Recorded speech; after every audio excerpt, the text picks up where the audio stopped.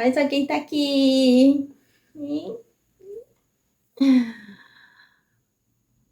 Olá, sejam todos bem-vindos ao canal Minha Casa Especial do Rio Grande do Sul. Eu me chamo Michela Madeleine, né? Para quem não me conhece, mas para quem me conhece, seja bem-vindo novamente, né? Aqui no nosso canal, assistindo este vídeo, porque eu fico muito feliz, né? De ver que você tem nos acompanhado e muito feliz por este apoio que você tem nos dado.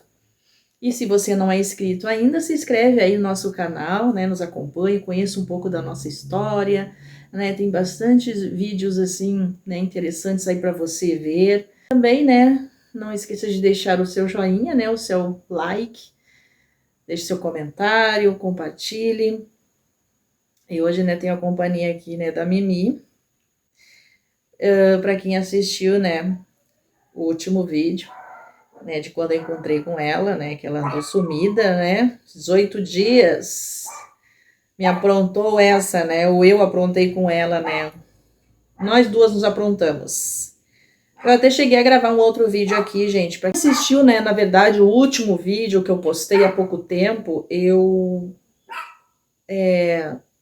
acabei apagando, sabe, eu acabei excluindo o vídeo, né, porque eu achei irrelevante, assim. Depois eu fui assistir novamente o vídeo e achei que não havia muita necessidade de eu estar me explicando para certos tipos de comentários. Apesar que não foi tão grave assim, mas eu quis ficar me justificando e não tem certas coisas que a gente não precisa ficar se justificando aqui, né? O importante é a gente saber que a gente está fazendo certo, se a gente está fazendo o correto, ou se a gente faz certo ou faz errado, né? A gente reconhecer. Ou também, né, se algo está errado, a gente tentar corrigir. E eu não achei muita necessidade daquele vídeo. Então eu estou fazendo este aqui para dizer para vocês, para explicar para vocês a situação, a real situação como está o meu pai, porque a gente tem muitos amigos, a gente tem muitas pessoas que nos conhecem. Então resolvi gravar este vídeo aqui para explicar, porque tem muitas pessoas me chamando, né, no WhatsApp, ou me chamando no privado, para saber, lá nas outras redes sociais, para saber como é que tá a saúde do meu pai.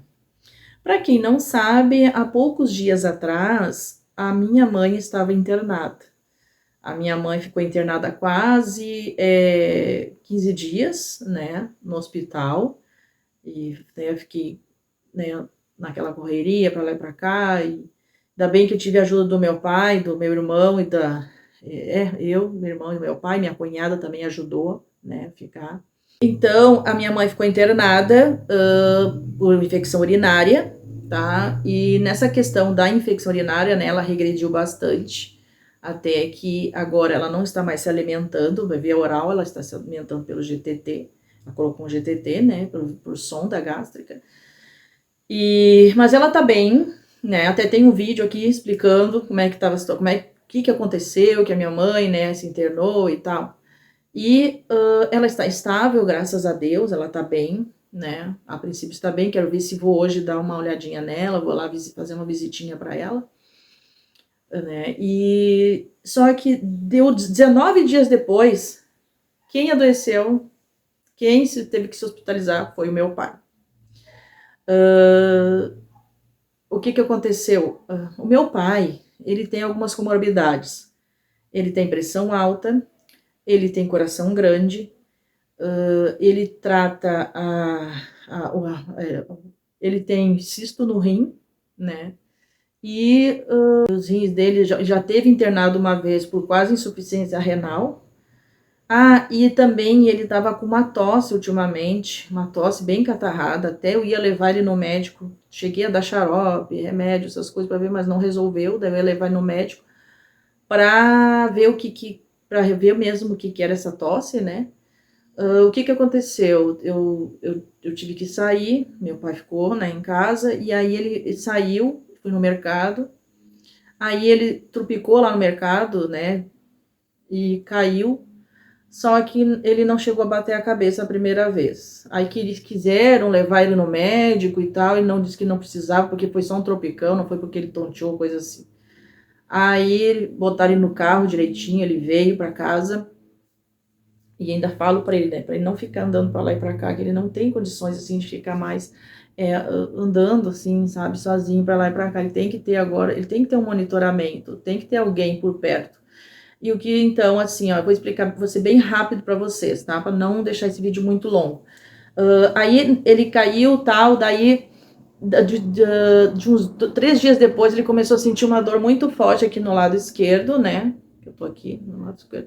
Ele começou a sentir uma dor muito forte no lado esquerdo, muito forte, que não conseguia nem se mexer direito. Ele gemia de dor, e aí eu levei ele na UPA, né, no outro dia, na madrugada, né, foi de uma noite, madrugada, ele gemia de dor, assim, daí, mas será que não quebrou, né? Será que não quebrou alguma coisa? Mas eu observei primeiro para ver, né, se não ia passar, mas não passava. Daí eu levei na UPA, para resumir, ele tomou medicamento, tirou raio-x e não apareceu nada de quebrado. Só que naquele dia na UPA, as 2 vezes que ele falou com a médica, eu não estava na hora, tive que resolver assim, sair rapidinho para resolver o assunto, e enquanto ele aguardava, né, o atendimento. E foi nas 2 vezes que eu não consegui falar com a médica. Aí o que aconteceu? Daí na sexta-feira, ele continuou com dor. A médica disse que não tinha quebrado nada, que era para ele tomar remédio para dor e que tinha que esperar, né, passar, que poderia ser alguma coisa que ali, né, machucou, coisa assim, mas que não era nada quebrado. Ele veio para casa e aí ele começou a sentir muita dor, muita dor, muita dor. E aí eu levei ele sexta-feira no hospital mesmo, né? E resolvi pedir pro traumato, pedir um outro raio-x. Aí, realmente, no raio-x não apareceu nada. Até o médico me mostrou, daí eu já tava junto. E, ai, gente, não repare esses latidos de cachorro na rua e coisa, porque eu tô com a janela aberta aqui, né? Então, eu não tenho o microfone de lapela, ainda quero adquirir aquele microfone que tá todo mundo usando agora, né? Um microfone bem bom.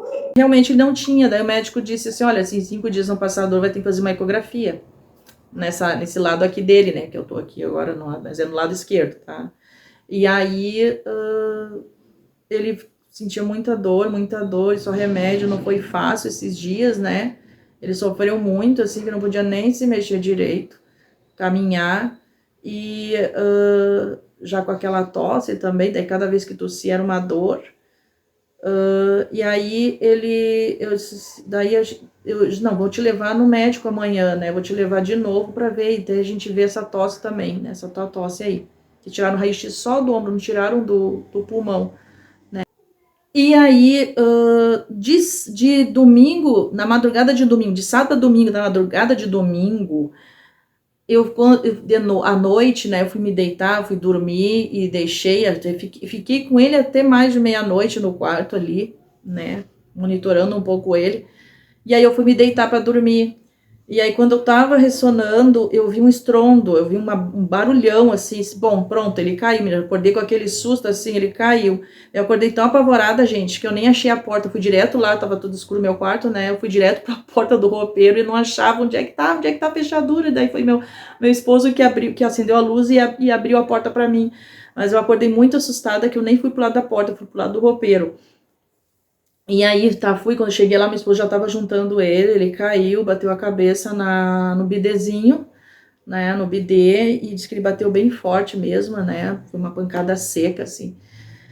Aí, apareceu aí uma mancha aqui no lado dele, aqui assim, né, uma mancha, um hematoma aqui, e ele arranhou um pouquinho aqui, deu um cortezinho aqui, disse, não, eu vou levar ele no médico, e já que a gente tem dificuldade ele tá com dificuldade para caminhar, para se mexer, nem vou levar ele de carro, eu vou chamar a ambulância, e daí com a ambulância, eles já levam ele lá para emergência, e né, já atende, aí tá, veio a ambulância, tudo, levou ele, eu fui com ele passou a noite na ala, né, naquela ala de observação, e tomando medicamento e tal. Daí lá fez os exames, fez tomografia, fez raio-x, fez do pulmão, e ali o que foi descoberto? Que ele estava com pneumonia grave, e essa pneumonia grave já tava com passado infecção no sangue, tá? Já tinha passado pro sangue, os rins quase parando, bem comprometidos, tava com quadro hepático também, porque ele estava um pouco amarelado, e pneumonia grave, e na tomografia apareceu um leve sangramento interno, entendeu? Teve sangramento na cabeça. Então, por isso que ele andava meio confuso também, ele ficou meio confuso. Ai, meu Deus, só porque eu tô gravando. Aí gente, eu resolvo gravar. Ele se resolve. Não é a primeira vez que eu vou gravar e aparece gente cortando grama aqui. Mas eu vou gravar porque é o único tempo que eu tenho. Então, não, gente, não reparem se tiver um barulhinho aí no fundo, tá? De cortador de grama. Então, foi isso. Daí ele ficou, dali eu achei que ele poderia ir pro quarto. Daí ele foi pra ala vermelha. Aí da ala vermelha eu achei que ele já ia pro quarto, mas não foi pro quarto. Ele foi pra UTI. Ele foi pra UTI e aí lá ele tá sendo tratado, monitorado de perto. Já faz uns 2 dias que ele tá na UTI. Tá? Ele faz uns 2, vai para 3 dias já que ele tá na UTI. Mas ele tá estável, né? Mas já agora tá tudo, praticamente tá tudo sob controle. E por meu pai ter o coração grande, eles não podem já meter o medicamento já de vez, assim. Eu tô achando o tratamento deles muito bom. Tá sendo muito bem atendido, muito bem monitorado.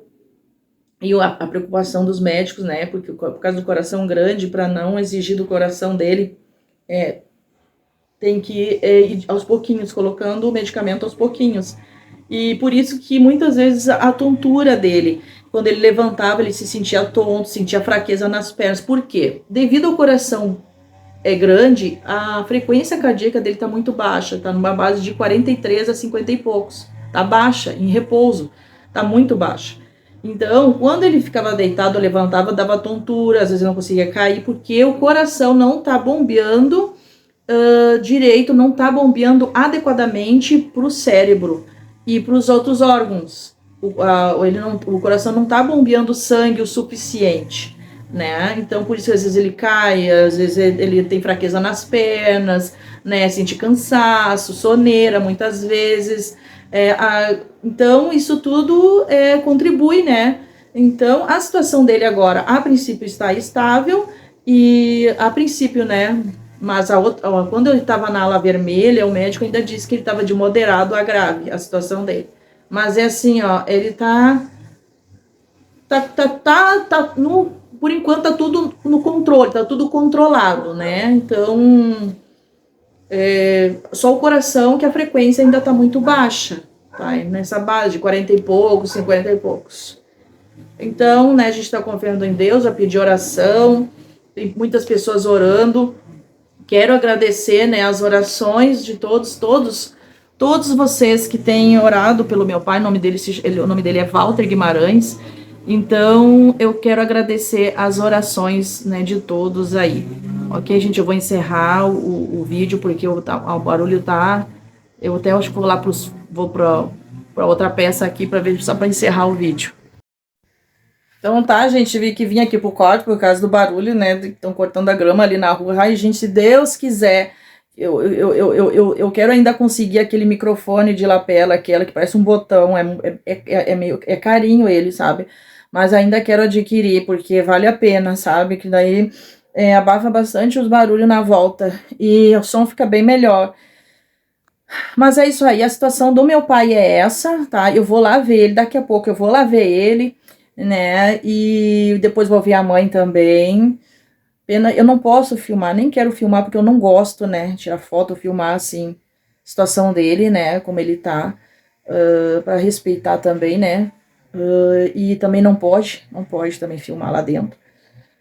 Mas é isso aí, continue orando por ele, essa é a situação, né? Então, os veinhos, né, resolveram adoecer ao mesmo tempo, né? São uma só carne, né, gente? São uma só carne, são um só e já são idosos, mas Deus sabe de todas as coisas e Deus está no controle, ok? Obrigado por você assistir até aqui e continue orando por nós. Deus abençoe.